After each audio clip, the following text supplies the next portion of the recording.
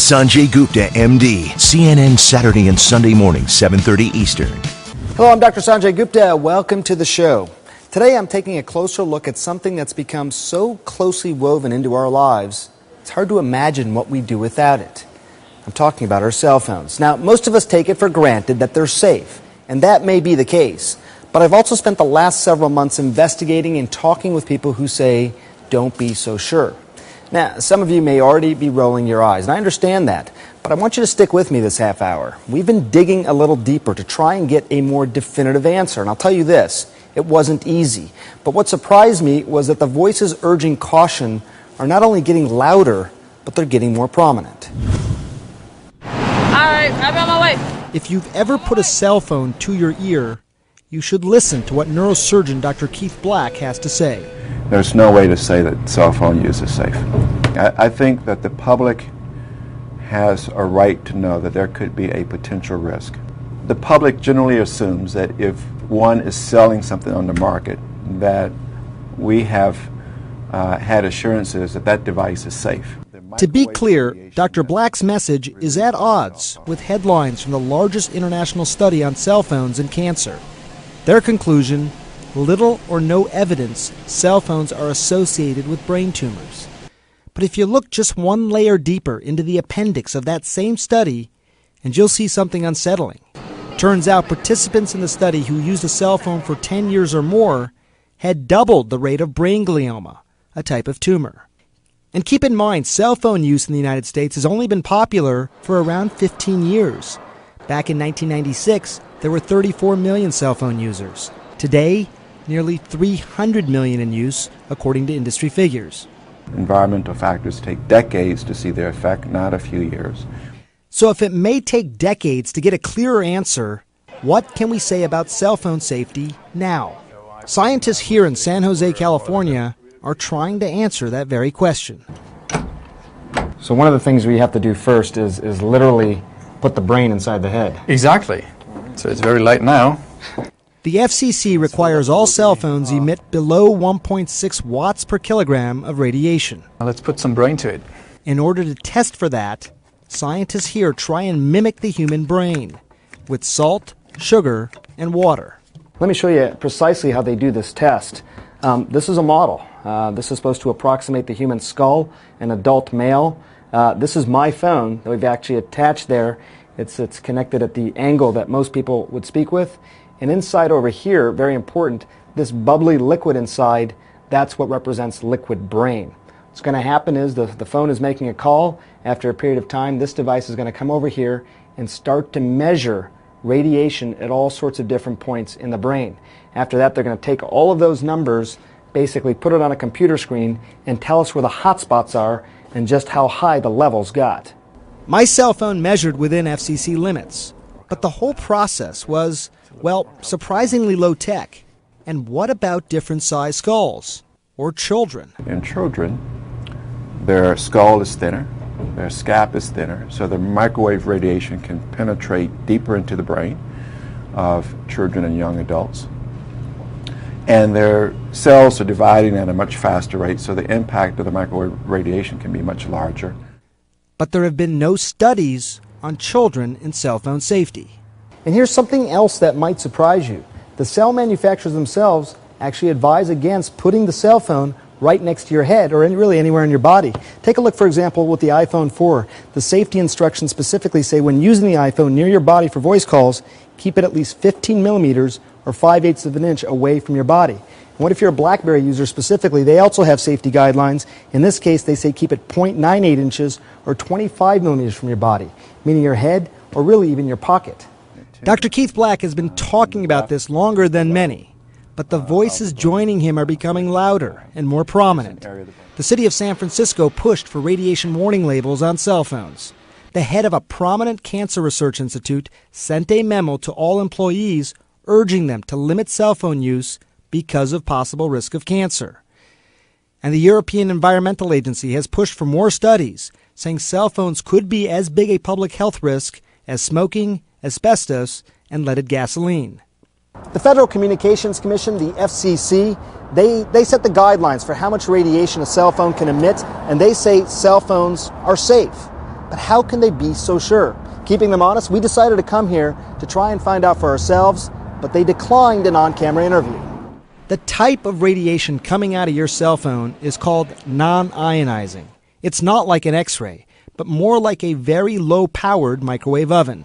What microwave radiation does, in the most simplistic term, is very similar to what happens to your food when you put your food in a microwave oven. It's essentially cooking the brain. But based on their past statements, the FCC isn't convinced there's a real risk and maintain they, quote, do not endorse the need for consumers to take any precautions to reduce exposure. Now, I'll tell you, as a neurosurgeon, as a journalist, as a guy who personally has 3 cell phones, I believe this is an important issue to investigate. And for what it's worth, I haven't met anyone who says don't use a cell phone. Of course, that's not even realistic in today's age. But there are things you can do, steps you can take to minimize your risk from radiation. And if you're concerned about that, I'll show you those during the show. But coming up first, we're going to dig even deeper into this. And you're going to hear my conversation with a scientist who's been studying this for over 20 years. I'll be right back with a special look at cell phone safety. And we are back with a very special SGMD talking about cell phone safety. There's been a lot of studies on this. The most recent study on cell phones is by researchers at the National Institutes of Health. Now, they found something very interesting, that the radiation emitted from your cell phone increased brain cell activity after about 50 minutes of talk time. Let me show you what I'm talking about here. These are natural scans of the brains looking at what is known as glucose metabolism, brain activity. It's one way of measuring it. This is with the cell phone on. Look how much yellow is in this area around the brain. Compare it to when the cell phone is off. Very little yellow, comparatively speaking. This is one of the first studies to actually show that there is an impact from using cell phones actually on the brain. Now, we don't know if it's good or bad right now. These are preliminary findings, but there may be concerns, for example, among people who already have some sort of brain problem. For example, if someone has a brain tumor, you could see increased glucose metabolism. Because the cancer is a high activity part of the brain, could that worsen it somehow? That's questions that the researchers at the NIH have raised. Also, that's part of the speculation overall. They say they're committed to studying it further. So it all comes back to a question of safety. And I should tell you now, right off the bat, what we're talking about today is highly controversial. We've talked to industry experts who say that the scientific evidence has overwhelmingly indicated that wireless devices do not pose a public health risk. I've talked to a lot of scientists and doctors who say, look, we just don't know. And then there are people like Deborah Davis, a physician, a researcher, former White House senior health advisor, who founded a group called Environmental Health Trust. Now, she studied the issues with cell phones for decades, in particular the amount of radiation they give off and what your body might absorb. She's trying to connect those dots. You may not agree with what you're about to hear, what she has to say, but I think it's important to hear. Why did you get interested in cell phones? Because I knew about the history of tobacco and asbestos, because I'd worked on those things for 20 years. Just because there's other issues that subsequently became problematic doesn't mean everything is going to become problematic. Of course not, but in this particular case, I also knew enough about non-ionizing radiation to recognize that there were biological effects that hadn't been fully appreciated. And when I went back and I looked at the history of science, which is something I know a little bit about, I learned that the Navy had had warnings and had developed ways to protect personnel against some of these exposures, and I became curious. As you talk about, and a lot of people do, everybody has one nowadays, and young kids are using them. Well, I prefer to think that we were naive, and the reason you and I are talking is that we're no longer so naive about this issue. I think that there's a recognition also that the governments of France and Finland and Israel have issued warnings, and those are not countries known to take these issues lightly. I am particularly concerned as a grandmother about the developing brain, about children who are using cell phones, about toddlers and infants whose parents are downloading white noise apps and lullabies and putting the phones under their babies' heads or giving the babies phones to use as teething devices. We are so naive about technology. Look, cell phones have revolutionized our lives, mine and yours. You can respond to medical emergencies. They're very valuable. But people have a right to know that cell phones are basically small two-way microwave radios and that they should not be kept directly on the brain or body. And that's what the fine print warnings now tell you. A lot of people listening to this will say, look, I thought this was studied, and if there was something bad here, we would already know about it. From studies of the Hiroshima bombing, we know that brain cancer did not show up at all as increased until 40 years after that bombing occurred. When you put it like that, it seems to make sense that we certainly just don't know. Enough time has not passed to be able to say anything definitive on this, yet the jury seems to be pretty clear on this. Well, I don't think the jury's clear in other nations right now. I think the answer to that has to do with the old-fashioned issue, isn't it? The cell phone industry has been very, very powerful and is very influential on both sides of the aisle. All of us, including me, don't want to give up our phones. Over 10 years. Is the effect of using a phone, would you describe it as a cumulative problem? I mean, are you accumulating the problems in your brain? It is a cumulative problem. As we know, happens with many things that can cause cancer. It may not be the one exposure. Look, we are born with repair processes. We get damage to our DNA every day just by breathing, sunlight, and whatnot. And if we eat well and exercise and don't have too much exposure, that damage gets repaired. For cell phone radiation, young people today are growing up in a sea of radio frequency radiation that did not exist even 5 years ago. We've been surrounded by radiation for a long time. You're saying this new radiation has changed the amount that we're exposed to? By billions and billions and billions of times. The amount of radio frequency radiation today is billions of times greater than occurred at the Big Bang through which we evolved human life. I don't think all microwave radiation is necessarily problematic, and I recognize that microwaves play a very important role in many aspects of modern life.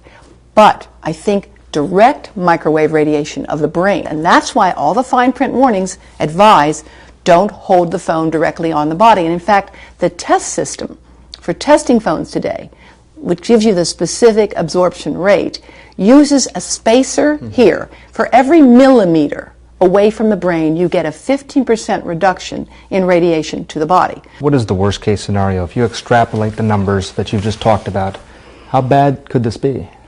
It could be a global epidemic. People do have a right to know there are simple things to do. We've got to have more of a public conversation about this. And we are poorly served by reassurances that everything is okay, by misuse of science. It's not helping us, it's not helping our children. Now, I should say, we also had a long conversation with John Walls from the industry group that represents cell phone makers. They maintain that they're following the radiation guidelines enforced by our own government and defer to the FCC, who say that cell phones are safe. We also tried several times to ask the FCC, how can they be so sure cell phones are safe, based on the data that we've all seen, and ask why don't they independently test phones for safety. They wouldn't speak to us about this. They just referred us to their website, which responds to the skeptics, urging caution by saying, quote, the FCC does not endorse the need for any of these practices. Now, a real estate agent who used a cell phone all the time, many of us do, he thinks, though, in his case, it gave him a brain tumor and he's fighting back. We'll tell you his story. That's next on SGMD.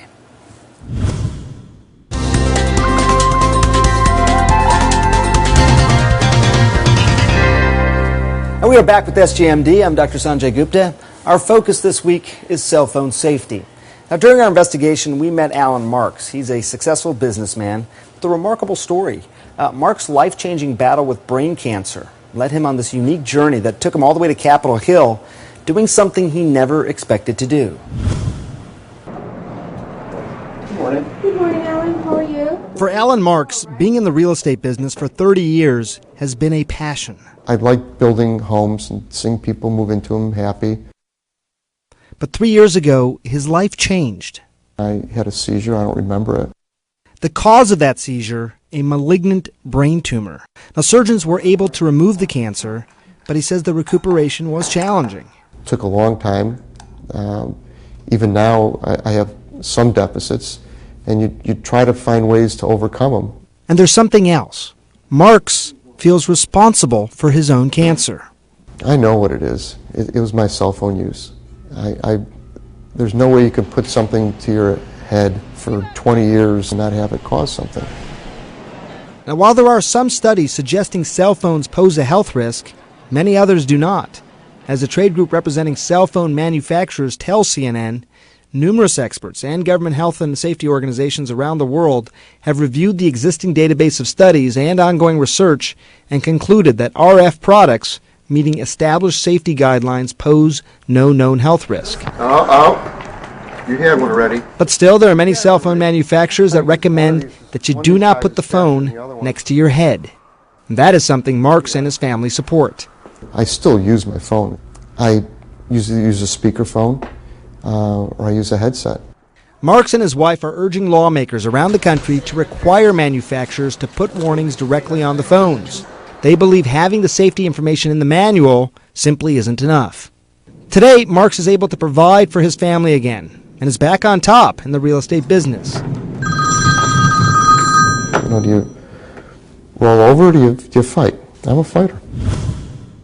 Now, we can't say for sure whether Alan Marks' tumor, in fact, was caused by cell phones, but as he said, he's certainly a fighter. Good luck to him and his family. Also, a big step forward this week in the recovery and rehabilitation of Congresswoman Gabrielle Giffords. She underwent an operation to replace a piece of her skull that doctors removed 4 months ago at the time because of brain swelling. Let me show you something here. Her surgeons actually took a piece of, in this case, a bone substitute and actually placed it in. Her own native bone, which was saved, was actually thought to be contaminated.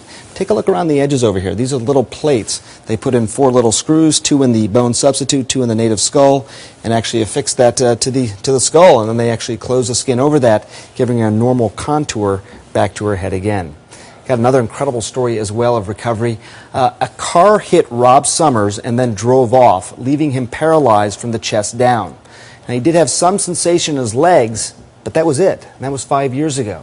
Well, this week, Summers and his doctors announced he's been able to stand up and even take steps under his own power with some assistance. He actually uses a harness that actually helps him along. Doctors reestablished neural connections by electrically stimulating Rob's lower spinal cord. An amazing story. We'll see what sort of answers, hopefully, and some solutions it leads to for other spinal cord injured victims. And coming up, I'm going to answer your questions about cell phone safety. Turns out you got a lot of them. Some interesting ones ahead. Stick around. And we are back with SGMD. As you know by now, we are talking about cell phone safety, and apparently you have a lot of questions about this. They've been flooding in. I got to share this one with you. This is a question we've gotten many times over the years. It's about this viral video. Take a look, and I'll tell you right off the top, this is not real. This is a hoax. The question was, can cell phones really pop popcorn? No, they can't. That's not the type of radiation that we're talking about. Again, while entertaining, just to hoax that video. But we do have a lot of important questions, legitimate ones that we want to get to. This one, for example, from our blog.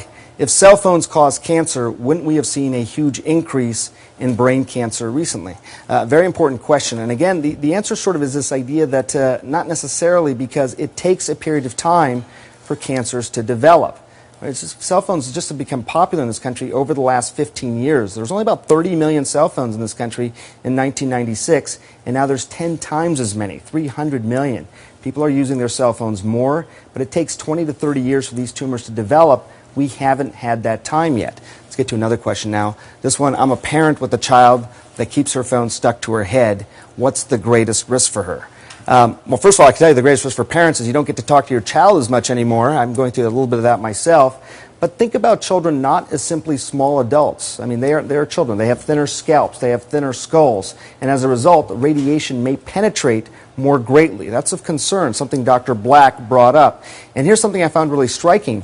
There have been no studies so far on children and cell phones. Nothing in a peer-reviewed journal that we could look at, and I found that alarming because children are using the phones at an earlier age and they're going to use them throughout their entire lives. Also, cell phones can be extremely distracting. Your kid's sleep schedule may be changed. You think of these phones really as mini computers. They can be just as stimulating as a television.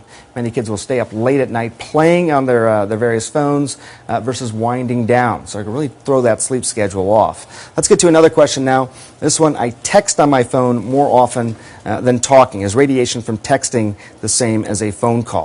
Nishita writes that from her CNN blog. Here's the good news, is that it's not. Texting actually is a much safer alternative. The amount of radiation that you absorb goes off exponentially as you move the phone away from your ear. You could also use speakerphone, and you could use a wired earpiece. People around this building know that I use my wired earpiece all the time. I've been talking about it for some time. It's a simple thing to do to mitigate your risk. Not asking people to turn their lives upside down. It just simply comes down to trying to decrease your risk and waiting for more of these studies to come out.